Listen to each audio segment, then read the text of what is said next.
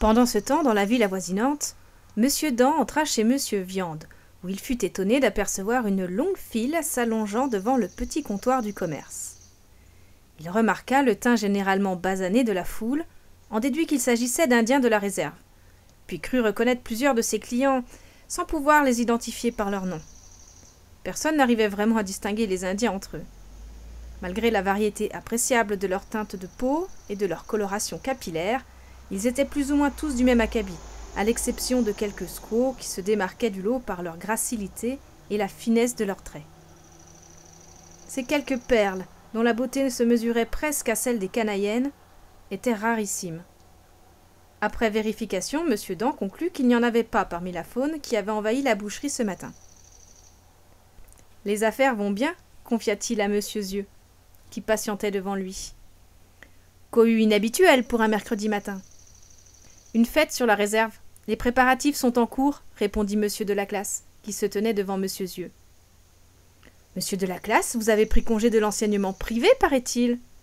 La retraite vous sied bien. »« Trop aimable, monsieur Dent, mais je préférerais éviter de fréquenter certains de mes anciens élèves, si vous voyez ce que je veux dire. J'eusse espéré que le mercredi matin eût été un moment plus civilisé pour faire mes emplettes. »« Oh, vous connaissez ces gens aussi bien que moi, » rétorqua M. Zieux. « Ils font leurs emplettes en tout temps. Ce sont des gens de peu d'occupation. Sinon la levée du coude, dit-il en simulant de boire un petit coup. Monsieur de la Classe et Monsieur Dent s'esclaffèrent gaiement à la suite du geste de Monsieur Zieux, si bien qu'une partie de la foule basanée tourna son attention sur eux. « Chut !» fit Monsieur Médoc, qui venait tout juste d'arriver derrière Monsieur Dent. « Vous ne voudriez pas vous faire scalper en sortant d'ici ?»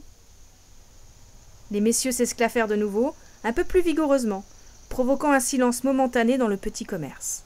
« Je suis sérieux !»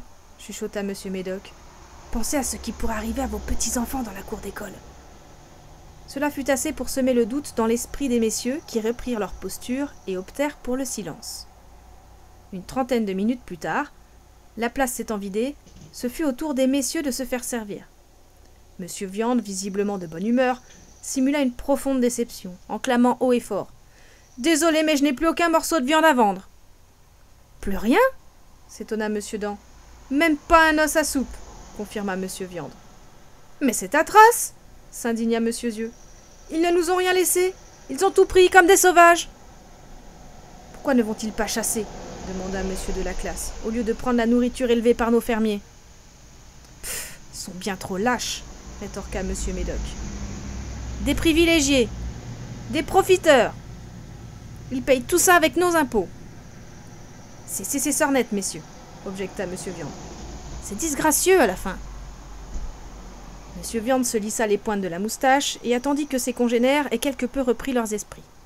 « Je ne sais pas où ils trouvent leur liasse, avoua-t-il, mais ils payent bien, n'attendent pas les spéciaux, et il n'y a sur la réserve aucun végétarien. Je ne pourrais pas tenir pignon sur rue sans leur patronage.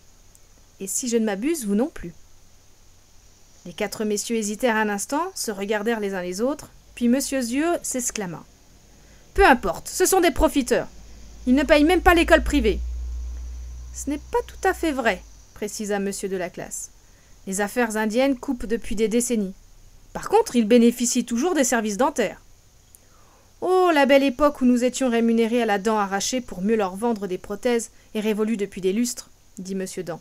« Par contre, le gouvernement leur paye autant de lunettes qu'ils en brisent. » Le financement des services et produits d'optométrie s'avère certainement plus complexe, enchaîna M. Zieux. Mais ils ne déboursent pas un sou pour leurs médicaments. « Oh, vous seriez étonné, » reprit M. Médoc. « Ottawa a sabré le budget depuis belle lurette. Désormais, nous ne pouvons plus leur refiler les médicaments les plus onéreux. Nous devons nous rabattre sur les génériques. »« Si je comprends bien, » ajouta M. Viande, « ces profiteurs ne sont pas si privilégiés, et au bout du compte, c'est surtout vous qui profitez des largesses de Sa Majesté. » Avant que l'un ou l'autre des messieurs puisse rétorquer, la porte du commerce grinça, et un tout petit Indien entra chez M. Viande. M. Dent, M. Zieux et M. Médoc reconnurent tout de suite le petit Wasso, qui était, comme l'ensemble de Kitchiké, l'un de leurs clients. En fait, ce qu'ils reconnurent n'était pas tant le petit Wasso que l'énorme cicatrice qui défigurait son visage, du menton à l'œil droit. « Allez, oust, Wasso !» dit M. Dent. Il n'y a rien pour toi ici. Maman dit qu'il faut la viande hachée pour les burgers à Wasso, dit l'enfant, visiblement déçu. Les tiens ont tout pris et rien laissé. C'est votre faute, dit monsieur de la classe. Pas faute à la maman de Wasso, dit le bambin. Elle pas venue chez monsieur Viande? C'est vrai ça. Pourquoi ta mère n'est-elle pas venue faire ses emplettes elle-même au lieu de boire?